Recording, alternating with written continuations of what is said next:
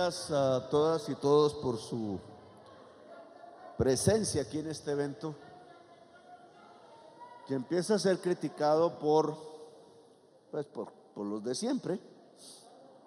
No les gusta que estemos en Bogotá recorriendo las localidades y hablando con la gente con la que ya nos conocemos desde hace mucho tiempo y con la que hemos luchado tantos años, décadas ya.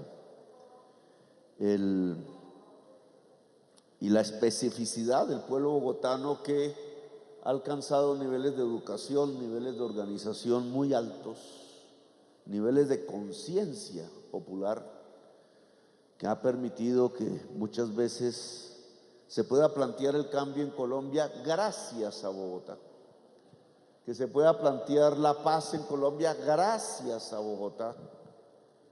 En realidad, por ejemplo, en las elecciones que nos volvieron presidente de la República, sin Bogotá no hubiéramos podido.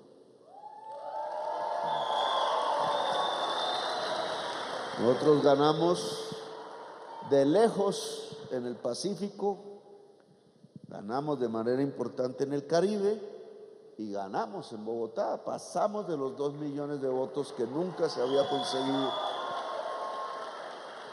Y esa fue la clave del triunfo. Muchísimo apoyo popular, muchísimo apoyo del pueblo trabajador y muchísimo apoyo de la juventud. Hoy estamos aquí, así que no se trata solo de recordar las victorias, sino de ver qué hacemos con ellas, porque una victoria se puede transformar en una derrota, así como una derrota también se puede transformar en una victoria. Y estos tiempos que quedan del gobierno nacional tienen que tener una plasmación en términos de superación de la pobreza, de disminución de la desigualdad social en Colombia y por tanto de construcción de la paz, porque estos temas van ligados a la posibilidad de tener una sociedad no violenta que pueda convivir y trabajar en temas comunes, de tal manera que la nación, el concepto de nación, se pueda volver una realidad, una Colombia grande. Aquí saludo muy especialmente a las lideresas, líderes y voceras y voceros de la comunidad de la localidad de Engativá que nos acompañan. Vicepresidente de la República de Colombia y ministra de Igualdad y Equidad designada, Francia Elena Márquez Mina. Director del Departamento Administrativo de la Presidencia de la República, Carlos Román González. Consejera presidencial para las regiones, Sandra Liliana Ortiz. Ministras, ministros y funcionarios del Gobierno Nacional aquí presentes. Congresistas de la República también aquí presentes, varios y varias. Un saludo al grupo musical Son Visión de la Fundación Acuario y su director Freddy Grajales. Un saludo a la banda musical Colectivo Ley de Origen y su director David Cawok. ¿Cómo se pronuncia Cawok? Por ahí estaba. Un saludo a la comunidad LGBTIQ+, a los medios de comunicación aquí presentes y en general a todas y todos los que nos acompañan en el día de hoy. Aquí se han expresado varios temas. Hay que aclarar de antemano que no hay que confundir lo que puede hacer un gobierno nacional en Bogotá con lo que puede hacer el gobierno distrital en Bogotá. Cada uno tiene competencias diferentes. Hay cosas que solo puede resolver la alcaldía, como cuando yo fui alcalde, que lo conozco, y hay cosas que se pueden resolver comúnmente entre la alcaldía y la nación, poniéndose de acuerdo, y hay cosas que puede resolver la nación. Aquí ya se tocaron varios temas que me gustaría un poco profundizar y discutir con ustedes. Vamos a tratar algunos, no podemos todos. el banco, la economía popular, que tuvo varias intervenciones en general, que es la mitad de la economía del país. Y no solamente la mitad de la economía del país, sino que responde por el 80% de los puestos de trabajo de Colombia.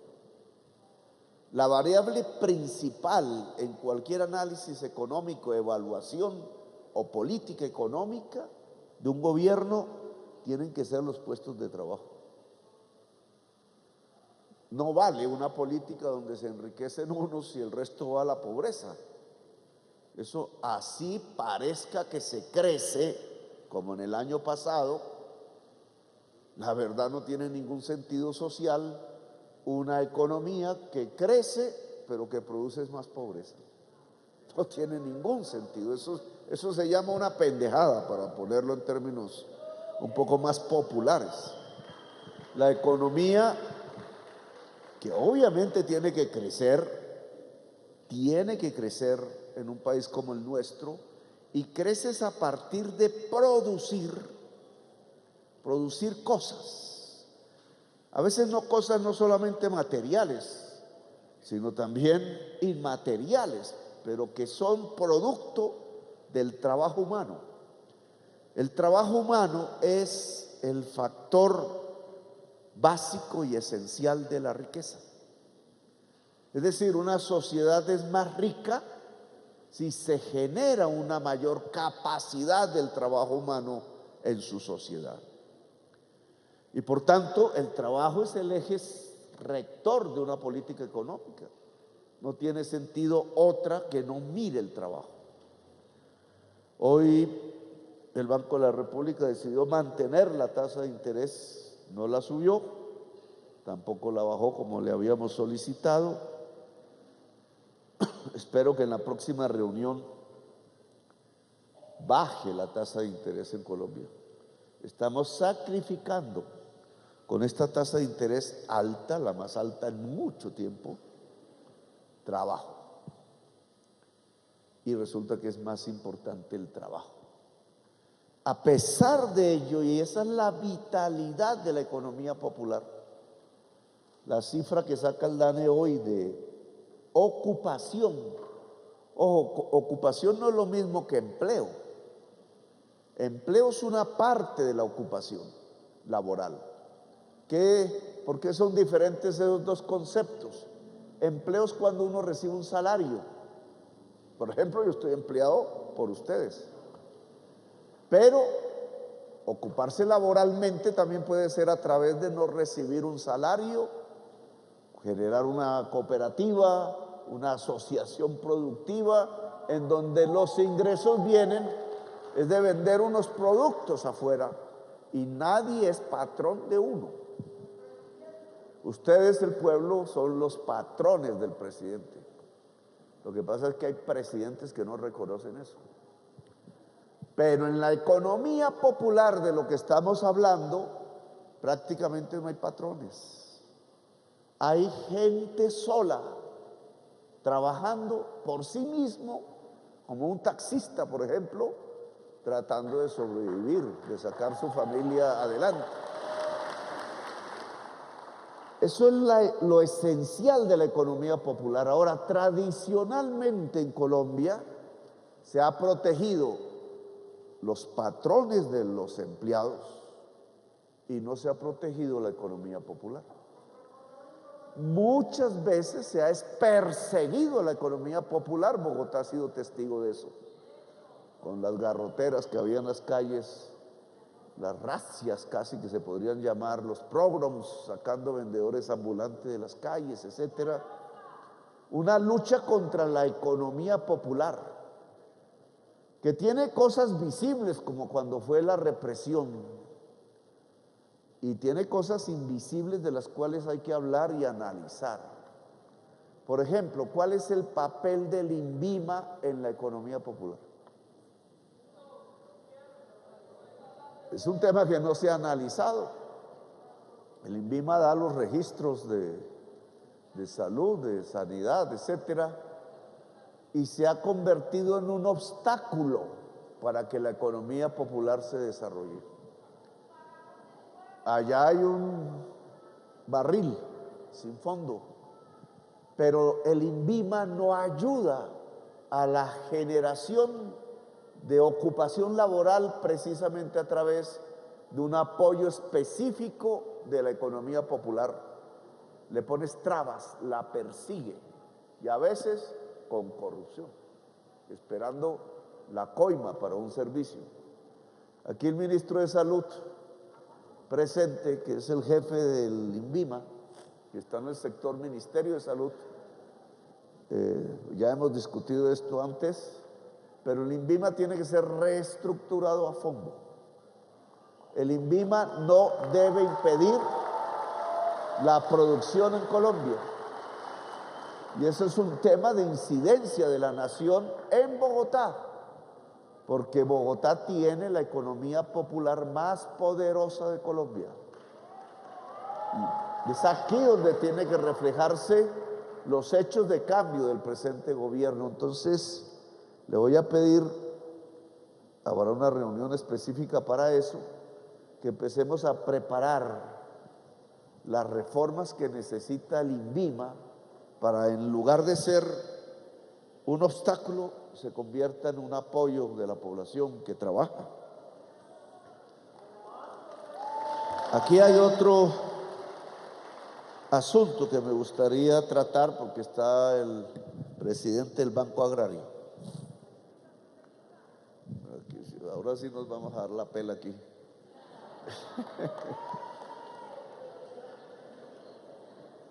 Es que Banco Agrario es experto en el crédito agrario. Indudablemente yo creo que no hay institución con más experiencia en el tratamiento del crédito al campesinado que el Banco Agrario. Esa ha sido su misión, se ha mantenido allí, menos mal. Hay que crecer aún más. No puede haber un programa de repartición de tierras en algún punto donde se haga que no esté acompañado de un crédito para comenzar la producción. Digamos, de eso ya hemos hablado, pero aquí el reto es el siguiente, que ya se ha planteado en el seno del gobierno. ¿Cómo se lleva el Banco Agrario a financiar la economía popular urbana, que obviamente no tiene una experiencia? Aquí hablaron de crear un fondo. El distrito tiene un fondo para ventas ambulantes que no sé cómo esté funcionando, pero yo recuerdo, siendo alcalde, que le pedí al entonces presidente del Banco Agrario que se metiera a Corabastos a dar crédito allí, con oficina abierta al público, que tuviera oficinas abiertas al público en donde se desarrolla la geografía urbana de la economía política de la ciudad de Bogotá, de la economía popular de la ciudad de Bogotá, y me dijeron que no. Yo a cambio ponía todos los fondos que tuviera el distrito por ahí para que le diera liquidez al Banco Agrario guardándonos, pero no, digamos, en ese entonces la decisión era servirle a la banca privada y punto, y punto, y punto. Hoy el Banco Agrario debe cumplir una función en la economía popular bogotana que se puede extender a otros núcleos de la economía popular urbana de Colombia, empezando aquí. Aquí, porque aquí está la mitad del ahorro del público del sistema financiero. Si hay que competir por el ahorro, y el Banco Agrario debe competir por el ahorro, abriendo oficinas y haciendo programas de captación de ahorro de la ciudadanía bogotana, eso tiene que hacerse aquí en Bogotá. Y entonces es parte, digamos, de la reestructuración del Banco Agrario que necesitamos. Acabé de hablar de la tasa de interés del Banco de la República, que sigue siendo 13,25% anual. Eso obviamente no es lo que cobran por un crédito. El crédito con esa tasa en un banco se vuelve por arriba del 20%, se vuelve 25%, se vuelve 30%. ¿Y quién saca un crédito hoy al 30% anual? Es muy difícil. Aunque a los pobres, en la desesperación, los llevan es al gota a gota, que es el 25% diario en el actual mercado colombiano, lo cual, pues esa cosa obviamente no es más sino una violencia del crédito. Los cobros se defienden con pistola en mano, y eso no puede estar en Bogotá. Entonces el Banco Agrario tiene la misión, he pedido que cambie el nombre por Banco Agrario Popular, la misión de sacar el gota a gota de la ciudad de Bogotá y de prestarle crédito a la economía popular. Lo que aprendamos aquí se extiende al país, porque se van acumulando los saberes. Entonces, por ejemplo, aquí me mandan una nota donde dice: convenio del Banco Agrario con la Alcaldía de Bogotá. ¿Qué hay que hacer? Sobre una tasa del 32.5% normal del mercado para mujeres microempresarias, el Banco Agrario baja 3.5%, quedando en 29%. Yo digo que esto es insuficiente. Al 29%, sí, claro, chévere, porque es 32% y se baja al 29%, pero tampoco nadie coge crédito al 29%. Es muy alto para la rentabilidad de un negocio cualquiera poder soportar el pago de esta tasa de interés. Y entonces lo que yo he propuesto, que tenemos que ver cómo lo volvemos realidad ya, porque es una política para activar la economía, es cómo subsidiamos la tasa de interés con el presupuesto nacional, mirando hasta qué punto, y ahí, digamos, lo difícil, porque esto no es fácil, podamos dar créditos al 0% de tasa de interés.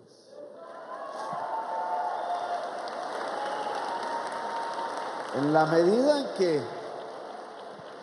se amplíe la cobertura de crédito en la economía popular, eso es un billetal. Es un billetal. Hay que hacer los cálculos bien hechos. Claro, si la tasa, el Banco de la República baja la tasa de interés, pues va disminuyendo el billetal que se necesita.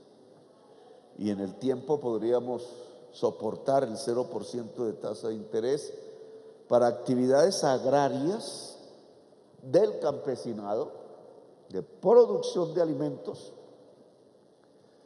y de industrialización de esos alimentos, y para actividades urbanas, yo diría básicamente que en donde se asocien las mujeres y que sean productivas, obviamente, que puedan generar riqueza, porque entonces el dinero público se vuelve un constructor de riqueza popular, de disminución de la pobreza y de disminución de la desigualdad.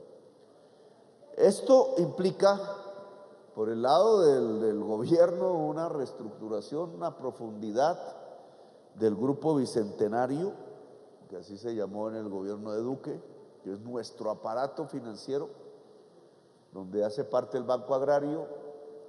Implica unas reformas. Yo tengo facultad del Congreso para reformas, para decretos extraordinarios se llaman, facultades extraordinarias del Congreso de la República otorgadas al presidente para reestructurar el Grupo Bicentenario. Esas se acaban en noviembre, así que nos tenemos que apurar, no podemos perder el tiempo para aplicar. Las personas que han estado, las mujeres que han estado en familias en acción y que ya van saliendo del programa de transferencias, hay que aglutinarlas, organizarlas y volverlas beneficiarias de crédito asociativo con tasa de interés cero. Es altamente probable que el subsidio que entregue la nación a la tasa de interés a una familia de estas sea superior a lo que recibía de parte de los gobiernos anteriores como subsidio de familias. sin producir. Aquí estaríamos llevando a las familias a producir asociadamente, es decir, a ellas mismas producir riqueza, subsidiándoles en la tasa de interés para que el capital que les entregamos pues salga barato, no salga como en cualquier banco hoy, le cobrarían si es que entregan un crédito a la gente. En mi opinión, asociar, y este es del lado de la demanda, o sea, de ustedes, asociar es fundamental. Tenemos un problema los colombianos y las colombianas, no trabajamos en equipo, nos agarramos permanentemente, sea en el gobierno se agarran permanentemente, uno a veces dice, pero ¿por qué? Sea en el barrio, sea en el colegio, sea en la universidad, sea en la empresa, nos estamos agarrando sin tener capacidad de trabajo colectivo, de trabajar en equipo, de juntar un cerebro con otro cerebro, con otro cerebro, que es más que 3 cerebros. El cerebro solo siempre va a encontrar muchísimas dificultades por los saberes, por la historia de la vida de cada persona, por los problemas que todos tenemos. Pero cuando se asocian los cerebros y las voluntades, entonces lo que es la deficiencia de uno se vuelve experticia del otro, de la otra. Nos vamos encontrando y podemos, si sabemos trabajar en equipo, producir riqueza para todos. Y digamos, eso que le vamos a llamar asociatividad, cooperativismo era la palabra que en mi niñez me enseñaron. Ahora se han inventado otras palabras para no hablar de cooperativas, pero son cooperativas. Es trabajo mancomunado, común, que queremos que se desarrolle en la economía popular de Engativá y que organicemos eso para que se construya una mesa de trabajo entre la economía popular de la localidad de Engativá y el Banco Agrario. El Banco Agrario debe trabajar con las cooperativas financieras. Si hay bancos privados que se quieren juntar, pues bienvenidos, porque eso es más fuerza, más capital. Y sabemos que los hay, que quieren entrar a este nuevo mundo de lograr que el sistema financiero ya no beneficie a los de siempre, sino que se pueda democratizar en la base misma de la sociedad colombiana, acabando la exclusión. Pero el Banco Agrario lidera ese propósito.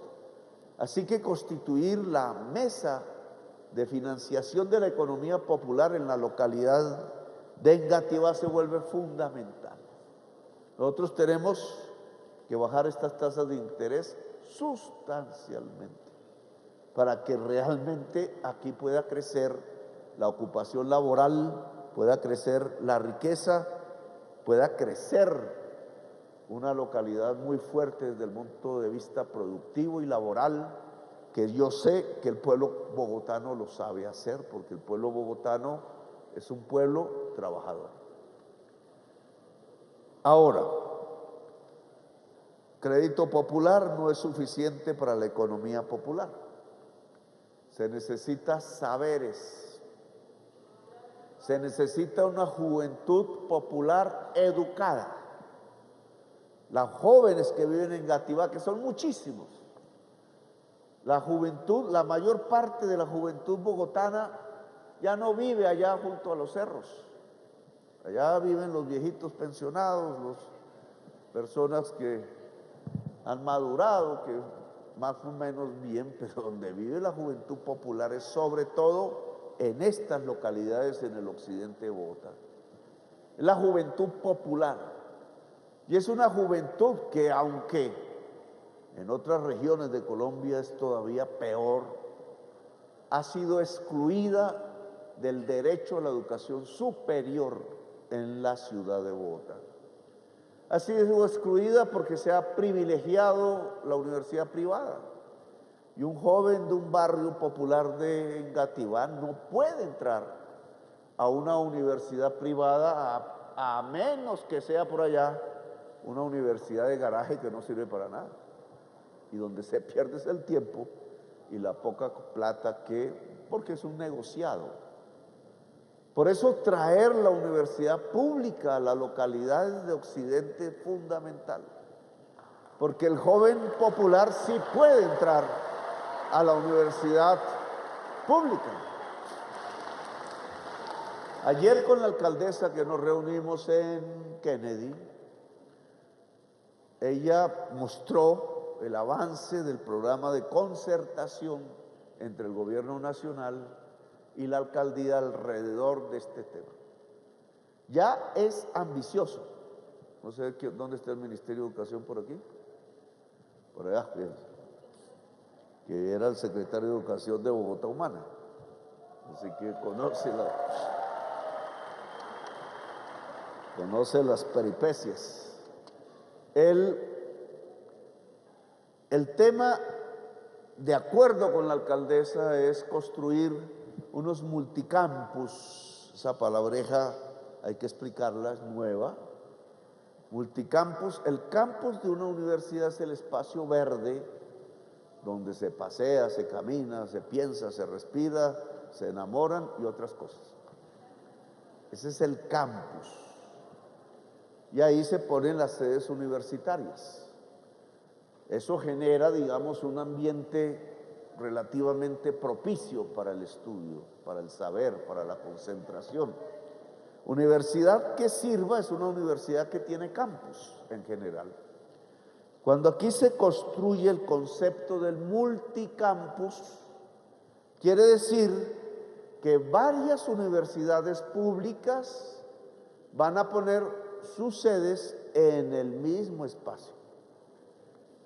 Es decir, no va a ser el campus de la universidad distrital, sino que la universidad distrital, la universidad nacional, la pedagógica, el ITC y otras universidades públicas de la ciudad, incluso que quieran instalarse aquí, usan el campus comúnmente. Y eso se le llama multicampus. Como en Bogotá casi no tiene espacio público ya, casi que hay que tumbar casas para abrir un espacio. Y alguien habló de lo que significa eso en la ciudad de Bogotá al principio. Entonces, el multicampus nos permite usar un mismo espacio por varias universidades donde la juventud se va a encontrar una con otra. Realmente a quienes han manejado tradicionalmente este país no les gusta que la juventud se junte, porque le tiene miedo a la juventud. Por eso le disparan a los ojos. Nosotros, aquí como nuestro viceministro de Juventud presente, que se puede parar aquí.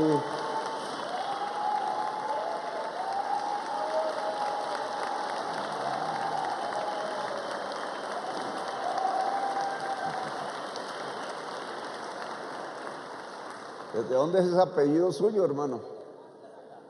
Sí, pero ¿de dónde es? Italiano, mira, casi paisano mío. Del Mediterráneo vienen los ancestros. Pero todos aquí nos cruzamos, así que ya. Yo tengo aquí, mi paisana tiene sangre aquí en la mía también. El tema de traer la universidad pública a Occidente entonces está así.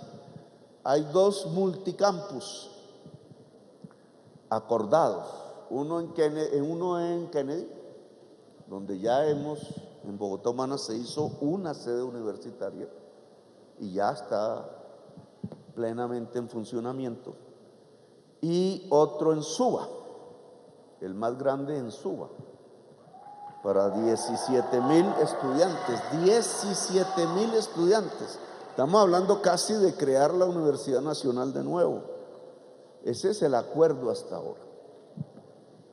El de Suba se va a poner, esa era una idea de Bogotá Humana que la hundió una magistrada amiga de Ordóñez, mi amigo, al cual hay que decirle que mi sentido pésame porque está sufriendo una tragedia personal que fue la misma que sufrió el padre de Inti Asprilla. El padre de Inti Asprilla sufrió la misma tragedia, la misma enfermedad.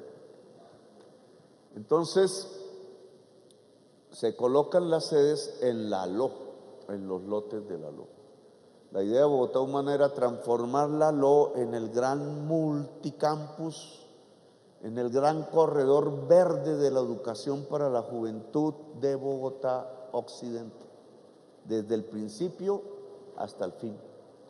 Nos pareció que era más importante ese espacio para la juventud, para lo verde en unas localidades que casi no tienen verde, y para la educación que para los carros.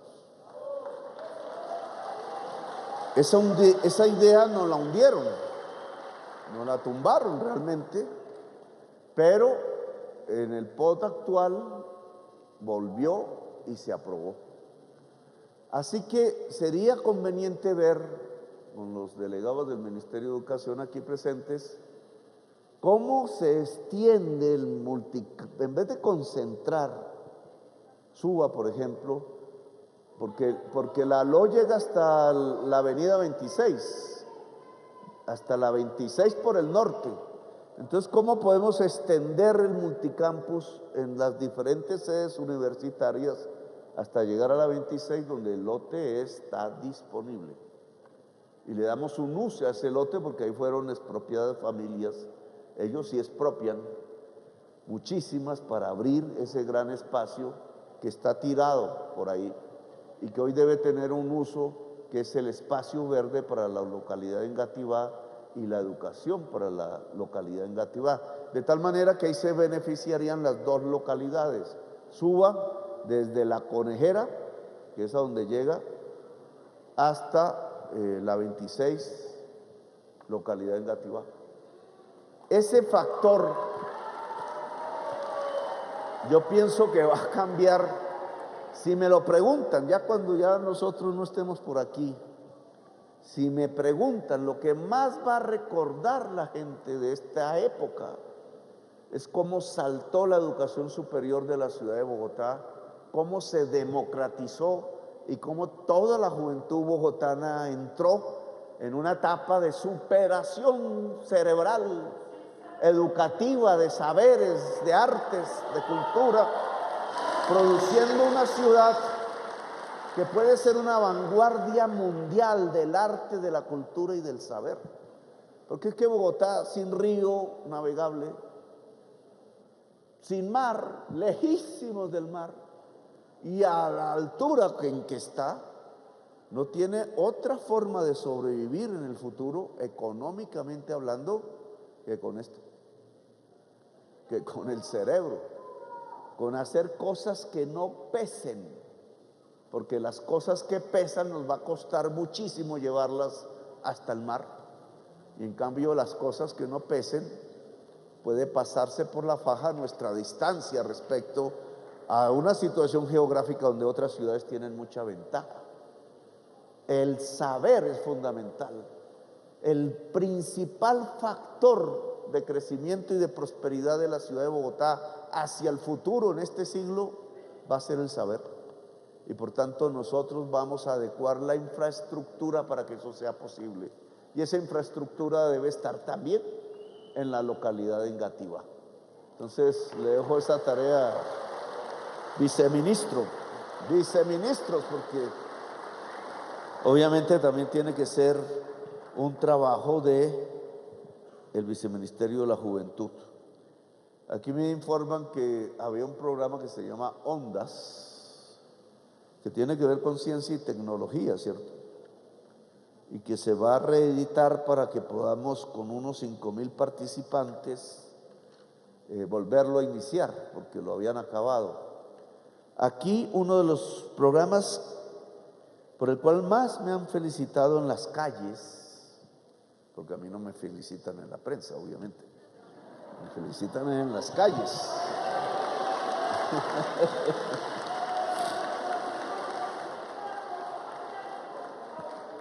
Fue un programa que nos inventamos, que fue enseñarle al maestro, enseñarle al enseñador, a la enseñadora, ponerlos a estudiar.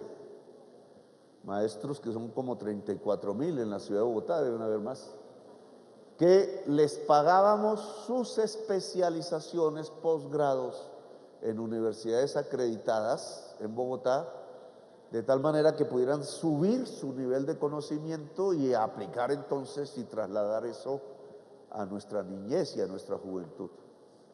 Ese programa sacó más o menos 5,000 maestros en posgrados, elevó la calidad educativa de la ciudad, que es la primera en Colombia. Aún le falta muchísimo más, pero en Colombia es la primera región en calidad educativa pública. Un esfuerzo sostenido de varios, desde que se creó la Constitución del 91, todos los gobiernos han sostenido el esfuerzo, unos más que otros, por elevar los niveles de educación de la ciudad. Y es por eso que la ciudad tiene una de las tasas de homicidio más baja de todas las capitales de Colombia. A pesar de ser la capital de Colombia y de tanta violencia que ha habido en Colombia, su capital tiene una tasa de homicidios que es casi la última entre todas las capitales de la ciudad de Bogotá, y la sacó cuando en el año 93 era una ciudad de las más violentas del mundo, la sacó del listado. Hoy ni de fundas aparece por ahí. Ya nos está alcanzando Medellín, que era también con Bogotá, en los años 90, 91, 93, las ciudades más violentas del mundo. ¿Cuál es el secreto del éxito relativo? Porque todavía falta más.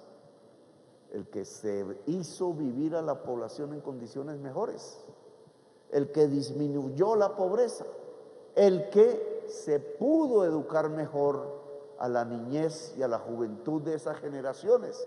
Ahora hay que dar un salto mucho más grande, sabiendo que Bogotá sostiene la tesis de mejorar su educación, que apuesta a eso, que privilegia eso, tanto en su sociedad como en sus gobiernos locales.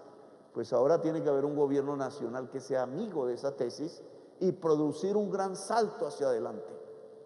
Ya nosotros no queremos el dinero de la educación vuelta a fusiles, como hicieron anteriores gobiernos, o ayudando a banqueros para que no quiebren sus bancos, como hicieron anteriores gobiernos. Ahora la prioridad es la educación, es la primera partida del presupuesto nacional. De lejos tendrá que aumentar más, y parte de eso se le tiene que devolver a la juventud bogotana. Entonces, el programa debe extenderse. Vamos a educar 20,000 maestros, aún es poco, 20,000 maestros con cursos de posgrados para que puedan ayudar a elevar la calidad educativa en Colombia. Y finalmente, aquí se hace una propuesta que no, bueno, voy a hablar antes del San Juan de Dios, que se coló en esta reunión. Yo llevo media vida luchando por abrir el San Juan de Dios, desde el año 1998. O sea, van 25 años desde que el señor Andrés Pastrana cerró el hospital más antiguo de América del Sur, donde se creó la salud pública de Colombia, la escuela de la salud de toda Colombia, el hospital donde se salvaron las vidas de tantos trabajadores, trabajadoras, personas pobres de toda Colombia. Aquí ese lugar lo cerró Andrés Pastrana sin remordimiento. Él debería venir aquí a pedir perdón, entre otras cosas, por haber cerrado el Hospital San Juan de Dios. Ni se acuerda, yo creo que ni sabe dónde queda. Debería venir aquí a ayudarnos a ver cómo lo abrimos definitivamente. Siendo alcalde lo compré con dinero de Bogotá y lo volví un hospital distrital. Yo no sé si me equivoqué o no, porque a mí me sucedió Peñalosa y lo que pensó Peñalosa fue en cómo dinamitarlo. Y construyó un contrato con una firma española que tiene como objetivo como objetivo no, pero en una de sus cláusulas, demoler el San Juan de Dios, el edificio central del San Juan de Dios, y fusionarlo con el Hospital Santa Clara, es decir, que el pueblo se olvide en su memoria que existió un hospital que se llamaba el Hospital San Juan de Dios, que Bolívar y Santander se lo expropió a los españoles para ponerlo al servicio de la ciudadanía bogotana, y que muchas generaciones sostuvieron, de médicos que ya han muerto, que descubrieron cosas, de enfermeras, de trabajadores que pusieron ese hospital en la vanguardia de la salud pública de América Latina. Sí, señor. Entonces, ¿qué hacemos hoy? El Ministerio de Cultura, y el ministro está aquí presente, primero tiene una orden que no se ha cumplido en un año. Y es que explícitamente firma la carta el ministro y firma la carta el presidente. Explícitamente debe decir que la torre central del Hospital San Juan de Dios, por ser patrimonio nacional, por ley de la República, no se va a demoler, no se va a dinamitar. Se tiene que restaurar como el patrimonio nacional que es. Eso lo prometimos en campaña y eso se tiene que cumplir. Le han sacado un poco la maleta a hacer esa carta. Esa carta le va a servir a la administración distrital para liquidar el contrato, o para que se modifique el contrato, porque nosotros no queremos perseguir contratistas. Pero en la torre central del Hospital San Juan de Dios no se demuele y no se funciona con el Hospital Santa Clara. Al contrario, el Hospital Universitario San Juan de Dios debe abrir sus puertas como una entidad ayudada por la nación en el máximo nivel de la tecnología de la salud pública, restaurando sus casas, sus edificios, su espacio, que es un espacio hermosísimo en el centro de la ciudad de Bogotá. Ahora, un hospital no son solo ladrillos. Los ladrillos son lo de menos. Un hospital es su gente, la gente que ahí trabaja, sus especializaciones, etcétera. E indudablemente desde el año 98 toda la fuerza de trabajo que había en el hospital la echaron. No les importó nada. Mucha gente allí se ha suicidado, mucha gente allí ha enloquecido, que me tocó verlo. Mucha gente allí murió de vieja sin poder ver su sitio de trabajo abierto. No hemos podido abrirlo. Y hay que abrirlo. O sea, este gobierno del cambio no es gobierno del cambio, sino abre el Hospital San Juan de Dios. Así que, ministra, hay un acumulado de deudas laborales que el Estado generó por privatizar la salud pública. De esto sí no hablan en la prensa. ¿Por qué cerraron el Hospital San Juan de Dios? Pues para que sus servicios se fueran a las clínicas privadas del norte de Bogotá, a hacer un negociado con el dinero público. Esa fue la ley 100, por eso cerraron el Hospital San Juan de Dios. Eso no puede seguir así.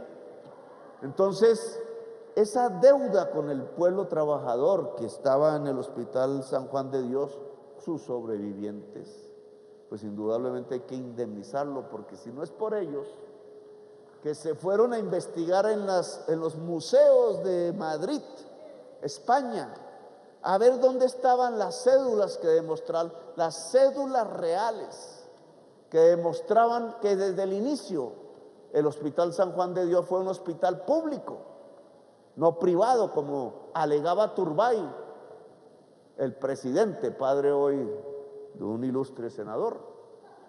El presidente Julio César Turbay dijo que el Hospital San Juan era privado para sacarle la mayor riqueza que tenía, que eran los grandes lotes que había heredado por testamento. La ley no puede variar el testamento, y que hoy son los terrenos en donde está el CAN, donde está toda la especulación inmobiliaria de la ciudad salitre, un negociado hecho con constructores privados que le quitó sin compensación al Hospital San Juan de Dios, que era el hospital más rico de Colombia, su principal bien, que era la tierra. Lo volvieron una especulación inmobiliaria, le quitaron la tierra y después, ya empobrecido, lo cerraron. Una de las mayores injusticias históricas de Colombia.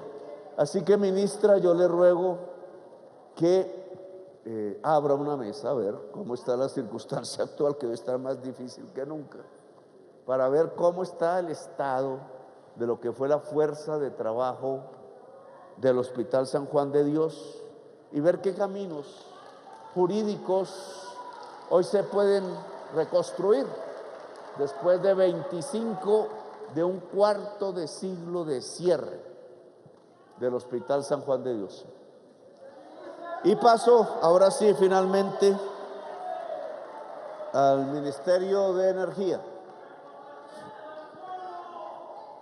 Nosotros dijimos que íbamos a bajar las tarifas de energía eléctrica.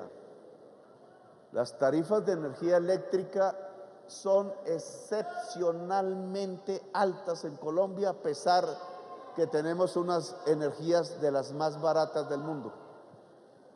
Un contraste y una paradoja. La energía más barata del mundo hoy por hoy es la que sale del agua. La mayor parte de la energía que se produce en Colombia sale del agua. No tiene costo ya en muchas hidroeléctricas, y sin embargo lo que se le cobra a la ciudadanía es una de las tasas de energía eléctrica más altas de América. ¿Por qué? Claro, cuando uno empieza a plantear eso, le aparecen los llamados expertos, que no son más sino que defensores de las utilidades de las generadoras y 2 distribuidoras de energía eléctrica en Colombia, a través de los medios, diciendo que lo que estamos haciendo es dañar las posibilidades del mercado de la energía eléctrica en Colombia. Eso no es cierto. El mundo está pasando a otra manera de generar energía eléctrica, y yo quiero que Colombia pase de primeras en esa transición que se está haciendo. Se llaman energías limpias.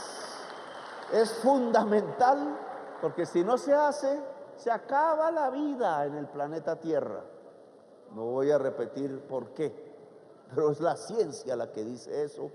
Ese fue el tema de nuestra conferencia con la Corte Constitucional en Girardot, y la élite de la intelectualidad jurídica del país que estaba allí reunida, abocando esto, conociendo de esto, es decir, volviéndose una de las primeras instancias jurídicas que coge en sus manos las circunstancias de lo que llamamos la crisis climática, y la posibilidad entonces inmediata que tenemos para poderla superar, porque si no, nuestros niños no van a poder vivir bien en este país. Nuestros hijos tendrán que irse de este país, porque Colombia será un país inhabitado si no hacemos nada para el año 2070.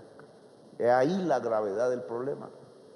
Por tanto, generar la energía eléctrica de otra manera es fundamental. Y Bogotá, que fue donde probamos por primera vez en el Colegio del Acueducto si de verdad funcionaba eso o no, fue aquí en Bogotá donde lo hicimos, cambiando el techo del Colegio del Acueducto por paneles solares. Pues las facturas demostraron en ese momento, cuando yo era alcalde, que se reducían las tarifas en un 20 o 30%. Nosotros vamos a reducir las tarifas cambiando la fórmula en sus partes cambiables, que están generando una transferencia de riqueza masiva de los bolsillos de los colombianos a 6 generadoras. Masiva. por la forma como la CREC hizo la fórmula, que para dejarlo ahí después discutimos de eso, es una renta diferencial, como decía Ricardo, el fundador de la economía, donde el precio para todos en la bolsa que generen no es de acuerdo a sus costos, que el agua sería el más barato, sino de acuerdo a la generación más cara de todas, que hoy es la importación de gas, porque no nos han contado, eso sí nos atacan si queremos traer gas de Venezuela, pero no nos han contado que ya Colombia importa gas. Solo que esa importación de gas se hace al precio de la guerra de Ucrania. Y ese es el que pone el precio de la tarifa eléctrica para las hidroeléctricas, que nada tienen que ver con la guerra de Ucrania, que usan es nuestra agua. Una injusticia mayúscula en la fórmula, que ya está listo el decreto del cambio de la fórmula. Pero lo que nosotros queremos es que la comunidad se organice, y esa es una propuesta para la localidad de Engativá, que se organice por barrios.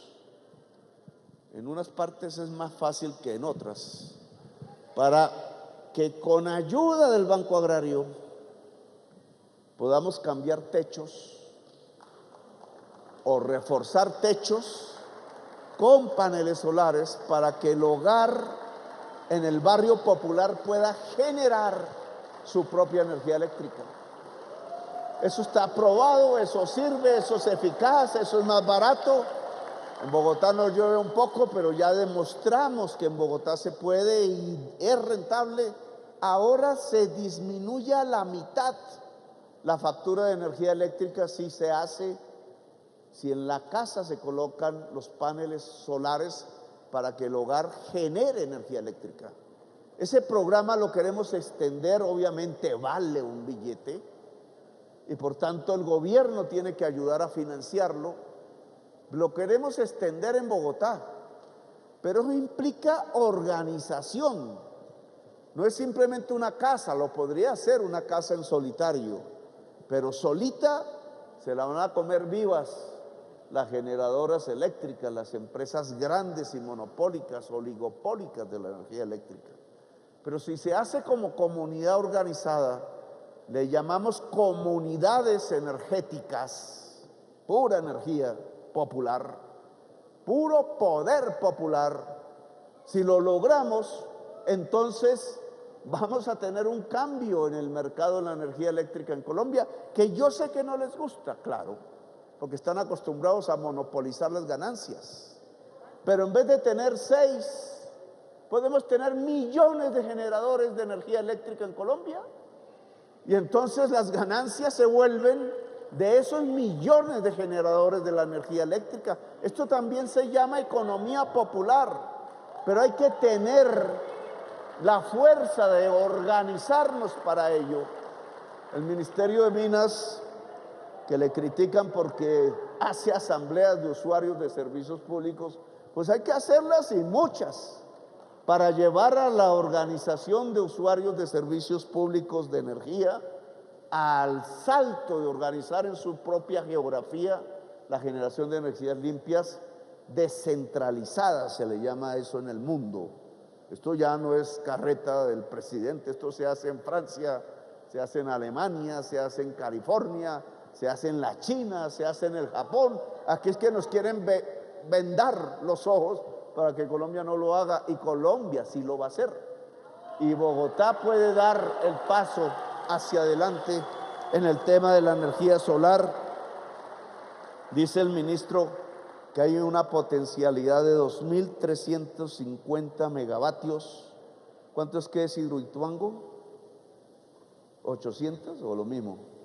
O sea, en Bogotá, aún con nuestros líos de sol, en Bogotá, si hiciéramos un esfuerzo generalizado entre las familias bogotanas, en la sola Bogotá se puede generar energía limpia en la misma cantidad que hoy lo hace Hidroituango. Y sería propiedad de las familias, de las comunidades. Entonces, este programa, me parece, ministro, que hay que ponerle atención y empezar a organizar asambleas de usuarios de servicios públicos en la ciudad de Bogotá también, no solo en el Caribe, no solo donde hay sol, que obviamente es donde mejor se puede hacer, pero también en la ciudad de Bogotá. Bueno, ya me he alargado bastante, así que gracias por haberme escuchado, muy amables. Nos volveremos a ver y hablar desde el gobierno del cambio. Gracias, muy amables.